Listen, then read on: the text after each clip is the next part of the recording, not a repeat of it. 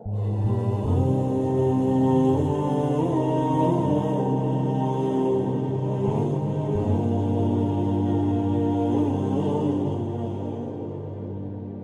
الله الرحمن الرحیم. قدرمنو مسلمانانو ورونو او خويندو، د اسلام په سپېڅلي تاریخ،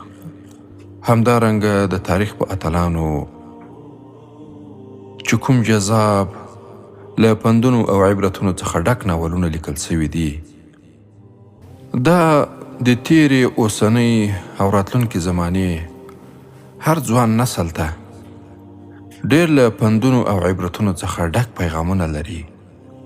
او په هره برخه او هره پیښه باندې ډېرې بې شمېره تبصرې کېدلی شي. دا چې له مخکینیو زمانو راهیسې بیا تر اوسه پورې او را روانه زمانو کې به هم وي، یوه ډله به داسې لیکوالان وي چې هغه خلک فساد ته هڅوي. داسې ناولونه، داسې لیکنې او داسې خیالي داستانونه به جوړوي چې هغه داستانونه زموږ او ستاسې د ټولو مسلمانو ځوانانو ذهنونه او فکرونه منفي لوري ته بیایي. خو بل لوري ته بیا الحمدلله داسې حق دعایان، ناول لیکونکي او نور لیکوالان شته چې د مسلمانې ټولنې ځوان قشر، په ځانګړي ډول هغه څوک چې لوستونکي دي، هغوی یو ډېر ښه مسیر ته برابروي. که چېرته په دغو تاریخي ناولونو باندې تبصره وشي،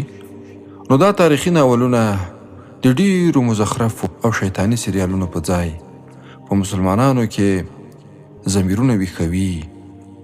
مسلمانان خپل تیر تاریخ ته متوجه کوي، هغه نیمګړتیاوې یا منفیات چې د تاریخ په تیرو څپرکیو کې تکرار شوي دي،